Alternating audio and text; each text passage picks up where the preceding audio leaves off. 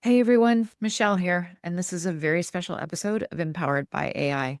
We're celebrating an incredible milestone reached by one of the most innovative voices in the AI space, Sabrina Romanoff, the founder of Blotato. And Sabrina just hit 1 million followers, teaching AI for free. No ad budget, no big team, just vision and generosity. And to mark that occasion, I'm re-releasing our interview from AI Renaissance, where Sabrina shares the mindset, the strategy, and the purpose behind her mission. So if you missed it the first time, this is for you.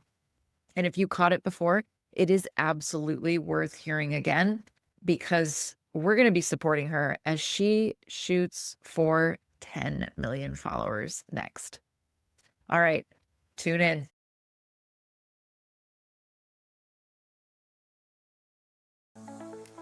Welcome to Empowered by AI, the podcast for women entrepreneurs ready to harness AI to take their businesses to the next level. I'm your host, Michelle Muncy Silva, founder of Innovative AI Studios. You may have left corporate life to start this entrepreneurial journey, but you don't have to go it alone. Here, you'll find a supportive community of like-minded women and an invaluable thought partner each week, as my guests and I share actionable insights you can use right away. So let's dive in together. Sabrina Romanoff is in the house. We have people clapping. We have people cheering. I love it. She is an AI entrepreneur and the solo founder of Blotato. And the reason why I say boots on the ground is because she created this tool out of her own pain point. She wanted to help creators scale using automation because, as Anne brought up earlier, who's got the time? There's so many things that we want to do. She is an AI Forbes 30 under 30 honoree and a former Pegasystems executive. She's passionate about using AI to unlock time. And we are just, can we just get a preach in the chat? Yes, we want to save that time. We want to create impact. We want financial freedom.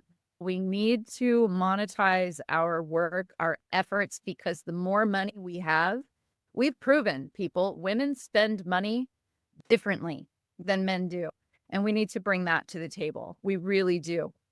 So please join me in welcoming Sabrina, who is an advocate for creators and educators to make those dollar bills, y'all.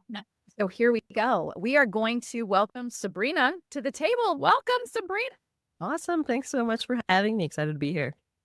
And I know I just said you walked this path. You from Kizon City to Forbes 30 under 30, from burnout to Blotato. We want to hear from you. Can you walk us through just a little bit of some of those key turning points that shaped your path? Yeah, a big one was going to UC Berkeley. So I studied UC Berkeley computer science and physics. That's also where I met my husband. And then we started our first company, an AI company together right out of college. That was called Curious, which was acquired by Pegasystems in early 2021. And basically that did real-time speech recognition and natural language processing, but in 2013. So we had technology that could dial into a meeting like this, transcribe what people are saying in real time, figure out who is saying it, which is known as diarization, and then use natural language processing to identify questions being asked, identify sentiments, and then suggest what to say next. Hey, the direction of the conversation is taking this turn. You guys may want to talk about this next. People didn't want that in meetings in 2013. Like, that was an absolutely foreign alien. Absolutely not. We don't want AI to listen to what we're saying in meetings. Obviously, everything changed with COVID. The world went remote. Everyone embraced AI on these calls. But because that was like the initial pushback and culture around AI back then, 2013, 2014, our main ICP and product market fit was actually around sales and customer support calls, where they were recording conversations anyway. They hired managers to like manually listen to these conversations and provide feedback to support agents. And our technology would basically analyze what customers are calling in about and then surface information from a knowledge base in real time to help the support agent answer your question. So that was AI in 2013, 2014, and it was incredibly difficult. When I use ChatGPT now, I think about all the different machine learning models we built for each separate natural language processing task. Like one separate model that we trained for detecting punctuation in sentences, one for detecting sentiment, one for detecting keywords. And it's mind blowing to me that you could do all of that with ChatGPT. And I was CEO of that company. I raised a couple $1 million. I had a team of PhDs in machine learning. And the amount of work that went into making this system barely work is really shocking. And so, yeah, fast forward to today. And as you guys know, I'm very big into AI education. I've grown from 0 to, I think, 700,000 followers now, just sharing free AI education. And that's what I'm really passionate about. I see a very big gap still between kind of your normal everyday person and kind of the tech bubble where everybody's talking about AI, everybody's up to speed on the latest and greatest and MCP and agents. But when you step outside that little bubble, nobody knows what you're talking about. Nobody knows how to use this stuff. And honestly, there is a lot of like fear and confusion and FOMO and anxiety, I think, being spread in the media. Whereas a lot of my AI education is around, hey, here's how you can embrace this for yourself. Here's a way to play with this. Here's a way to get a little bit of exposure so you understand what this stuff is. Yeah. And I'm interested in, you just breezed right by this for a second, but you grew from 0 to 500,000 followers in 6 months. That's Yeah, like it's no crazy. small feat, especially solo. So what do you think clicked for you? How did that lead to Blotato? Tell me a little bit about that. Yeah, it's crazy. I started making content, I think, a year ago now. And it's funny because I thought I was late to the space. ChatGPT came out several years ago. I've been in AI since 2013. So the idea of me making content now, I was like, I feel like the space is probably crowded. But when I took a look at Instagram, TikTok, Threads, those kinds of areas, I just saw a really big gap. I didn't see many technical people speaking about their experience with AI and not trying to sell you something the entire time, basically. And so I just wanted to fill that gap. And I started making content solo. I'm still solo is the thing that shocks most people. And so every step of kind of the growth curve, I've had to figure out how do I scale myself. And a lot of that has been using AI. Like, what is the combination of AI tools or AI automations that will help me take it to the next level? Because people are shocked. I still don't have a team for any social media. Still don't have a team for Blotato. And I only create content 2 days a week, but I'm able to distribute over 100 pieces of content per week. And that's really the result of using AI and combining it with automation. That is so amazing to me. We had a session earlier on productivity and people coming out of the woodwork, just like resonating with that. My day job is 9 to 5. My passion is from 5 to 9. So they're literally up all night and all day, and they are trying to live their best life, and they're really doing themselves in as they do it. And they recognize that, but they don't want to give up that passion. And so I'm wondering, if you're looking back on your early days as a founder, that burnout that you yourself experienced, what would you tell us?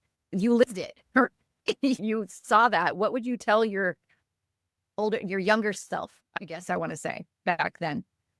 I think back then I was just chasing money. And we were very lucky. Like when we exited for over $10 million, my husband and I owned most of the company. So we were like very lucky financially. But we just fell into serving a market that I personally didn't find fulfilling or was passionate about. I could rationalize it. Like even today, our technology is used by thousands of support agents, big name health insurers, huge like travel companies that can't say because of NDA, but like top three largest in the US. But it still wasn't fulfilling. When I started creating AI education content and building a community around that, that's when I realized, wow, this is an amazing thing. Like having this sense of purpose, having this community of people who also want to learn this and grow. That is what was missing, I think, from my first company to my second. First company really was on it, to be completely honest, just selfish. Like everyone else in Silicon Valley was raising money, building companies, making a lot of money. I wanted to do that. So I can't really say that I had a deeper passion or purpose beyond that. Again, I was in my 20s. Now, the second time around, it's like when you align like what you're actually passionate about and what feels very authentic to you. Like nothing's forced. I don't have to smile before I hop on here and pray that the time passes quickly. Like I can just be myself. That's a huge thing. It was a huge unlock for me in terms of not having to put on a facade all the time, like being aligned with my purpose and everything. And so that's been a huge one, I think, from my first company to my second. And it sounds very like fuzzy and ambiguous, but if you have lived through something similar, like being in a situation where you have to be a certain way, even if it doesn't feel authentic to you. Keep in mind, I was a Filipina tech CEO very young in an environment in Silicon Valley where it's mostly male, mostly white, mostly older. So keep that backstory in mind. But yeah, that's I think the biggest fundamental shift between my first company and my second, just being really true to my values and noticing if I'm getting myself down some rabbit hole that just doesn't feel right. And just being able to say no.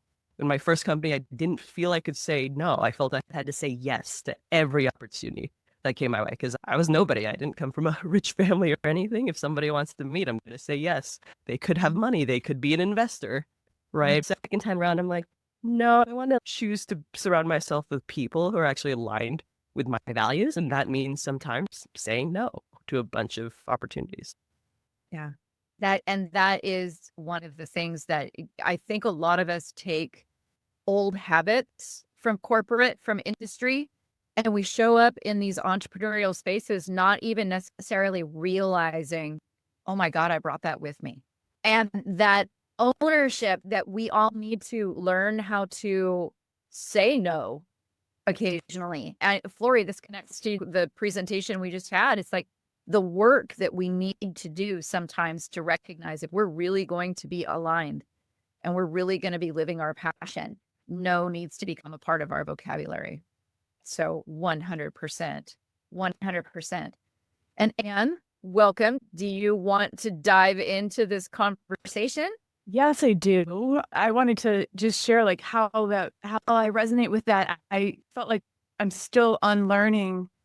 Like when I came out of my other career to launch this one, more tips and shoulders, just like 90% assuming like bad intent and like just really in a defensive posture. So often it took a while to like decompress and soften and trust that type of leadership would actually not only like work per se, but also feel so much better for myself and I think for the people around me. So I love that. And Sabrina, it's very tempting to gas you up because we all so believe in your mission and in Blotato, but I have to tell you that the conversion rate, because so we offered for this event, if you sign up for Blotato, you get half off of the price of this event. So it's $29.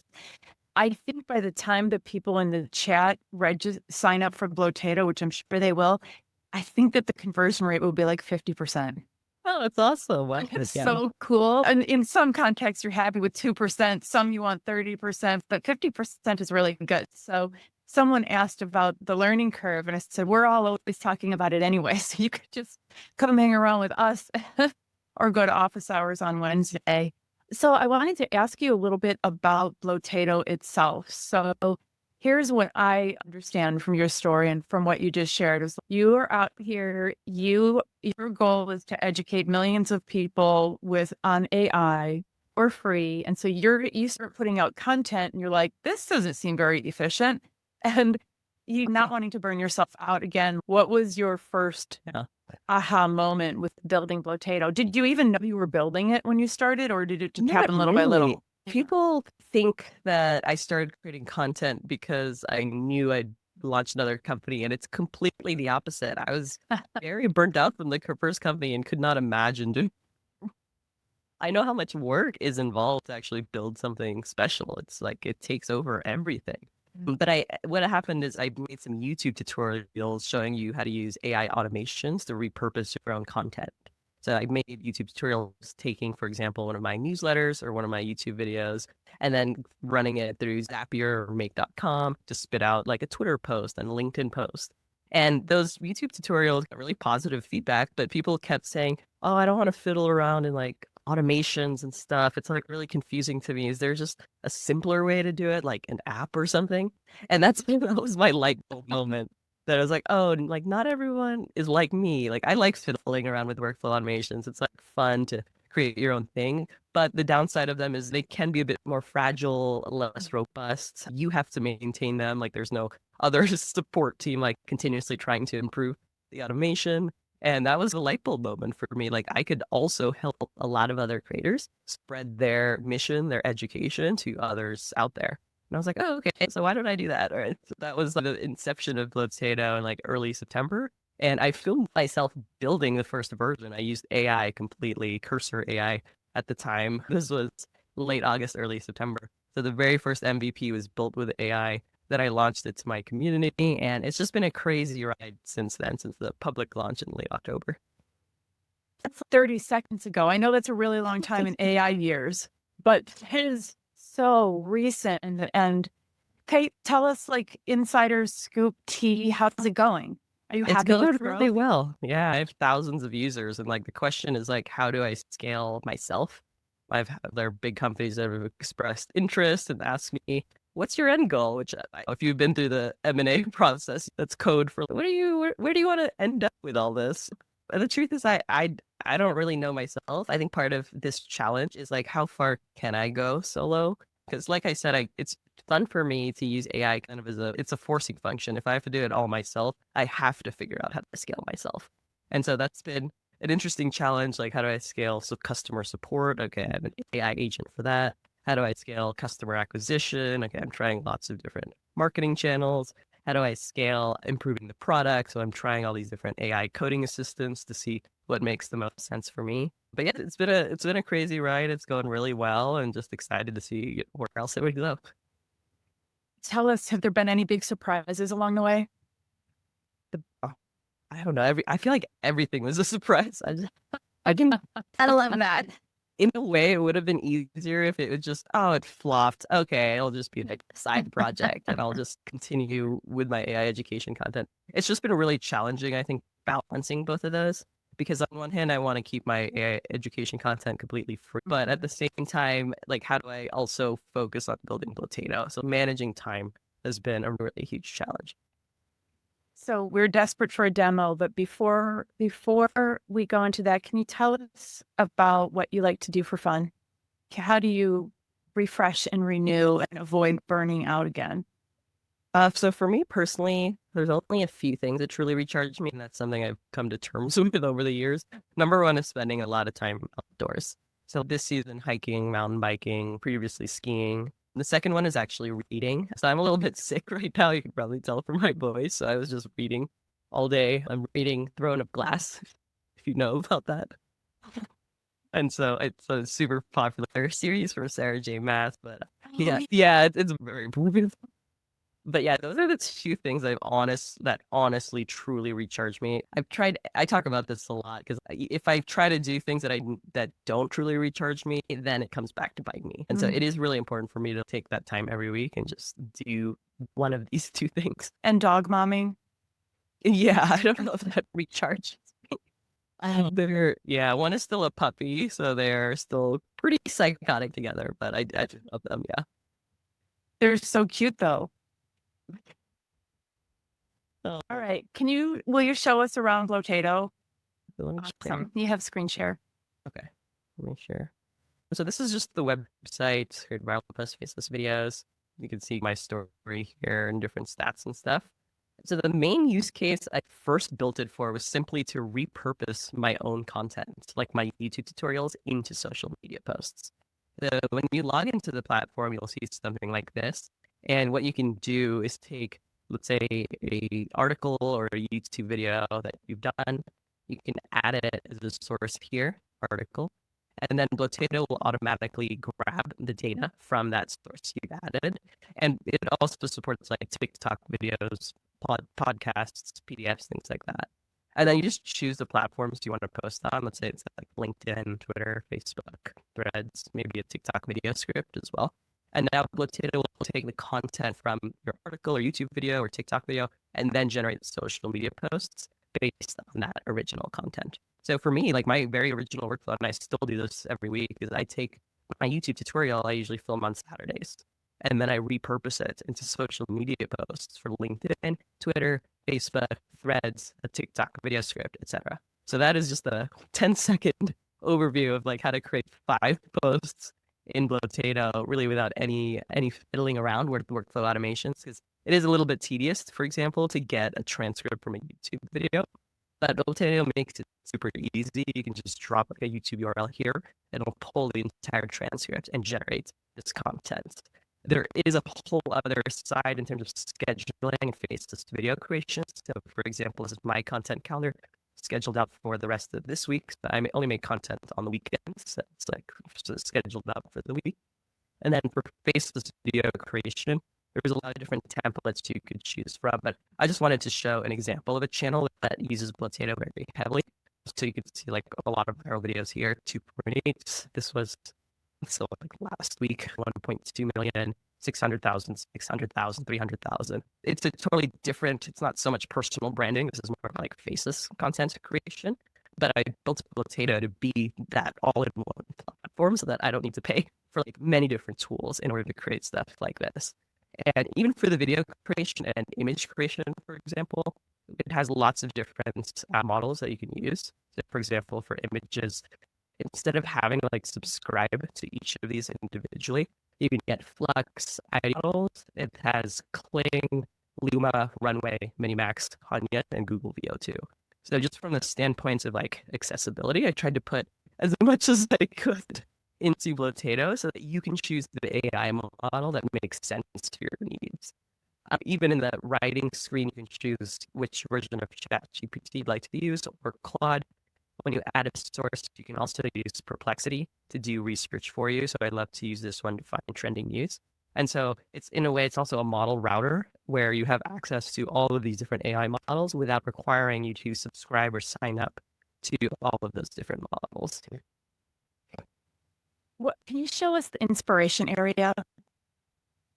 Oh yeah, I forgot about that. Cool. So yeah, I built this. So here I'm searching for Justin Welsh, but let me remove that. So this basically takes Twitter, and I'm loading up, I've been backlogged, but I'm loading up 500,000 viral LinkedIn posts as well, which will be really exciting when I get that there. But it allows you to more easily search LinkedIn and Twitter posts. So you can search by like topic, let's say, hey, ChatGPT. You can search by the ones that went viral. So let's say like 1,000 likes or so, right? You can search by time range. I personally like to search by creator. Right? I'll do, for example, like Justin Welsh. So he doesn't talk about ChatGPT as much, but he talks a lot about like life-work balance and solo entrepreneur. A lot of his posts here. If you don't want to infinitely scroll, you can just shuffle to get like new inspiration.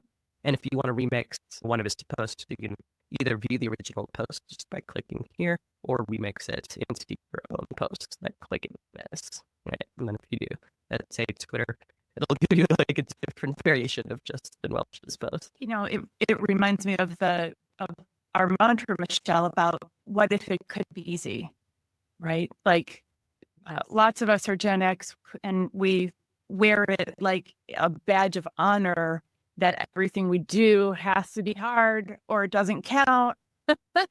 And here we are now with an option that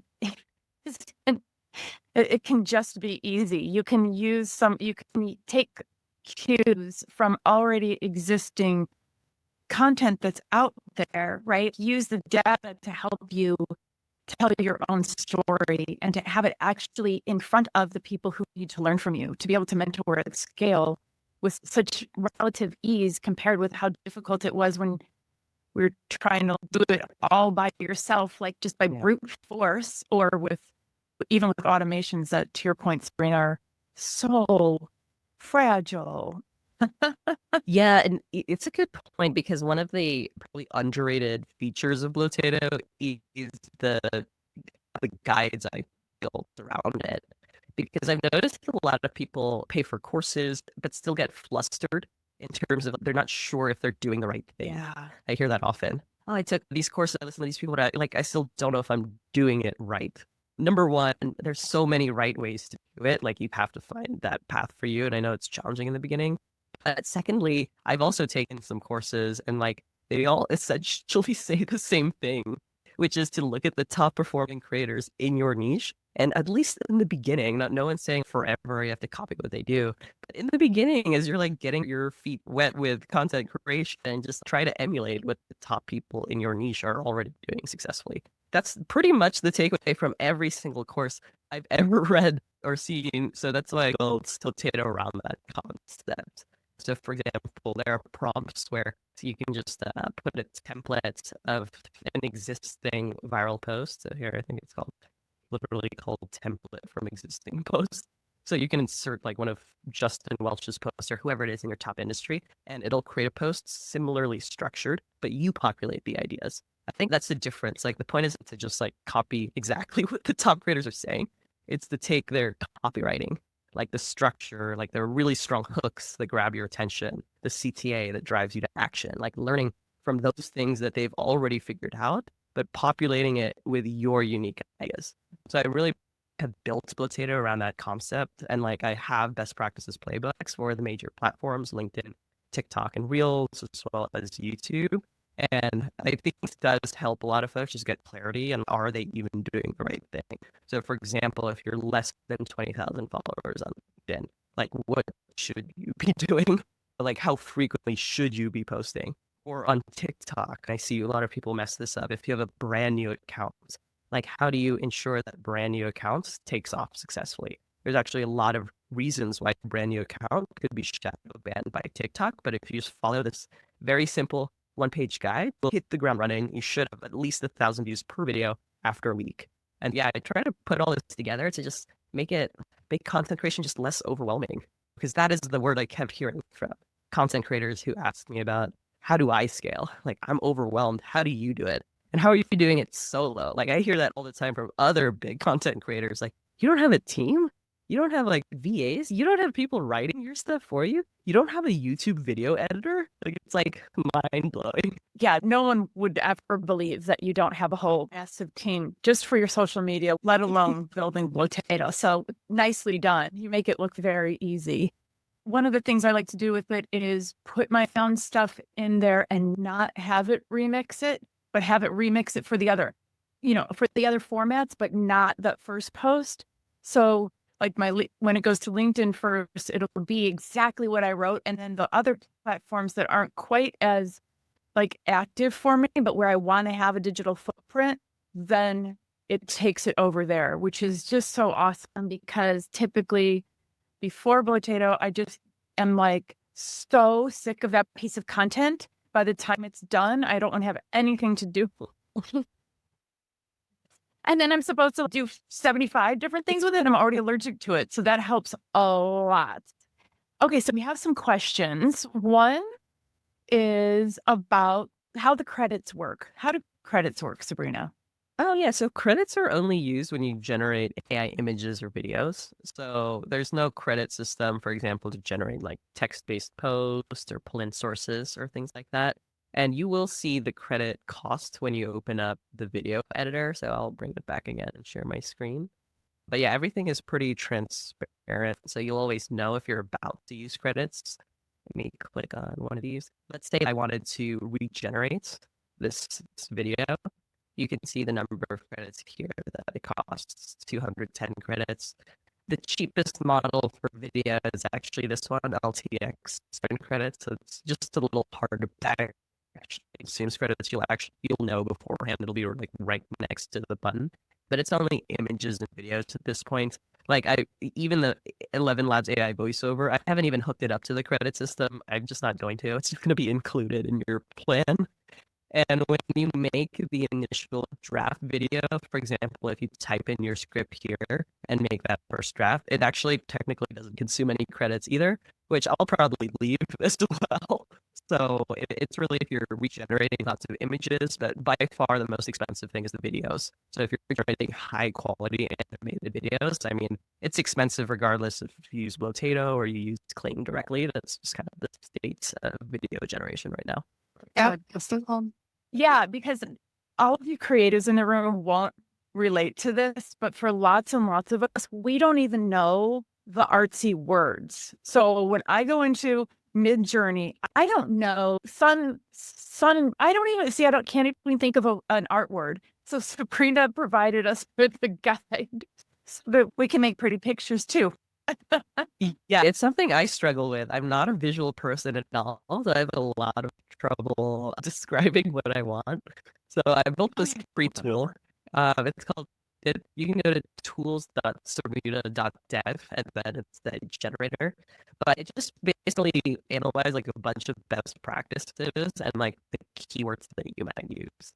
So if you want like a portrait of someone set in ancient Greece with symbolism like a burning candle, all kinds of like other words like drifting smoke, photographic, things like that. A couple different variations of the prompt, and then use a very cheap AI model, Fluxional, to generate the images. So it's totally free as well. It's just hooked up to my I totally hooked up to my credit card. Let me click back accidentally. Keywords until you get something that looks good to you.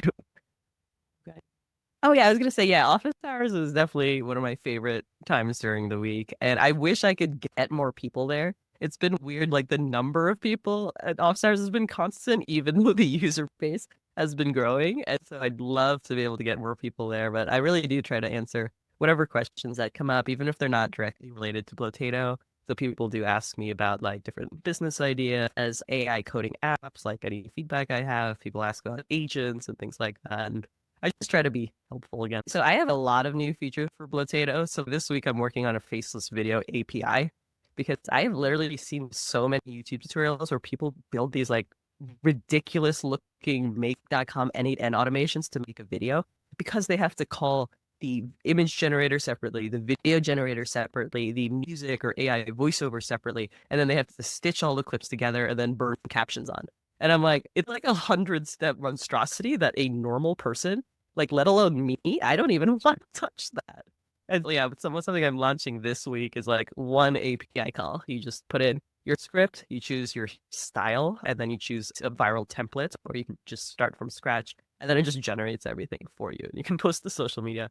And then next week, I'm working on AI-generated slideshows, which are huge on TikTok, Reels, and Pinterest. Yeah, so I'm super excited for that because it's pretty cheap to generate an image for a slideshow.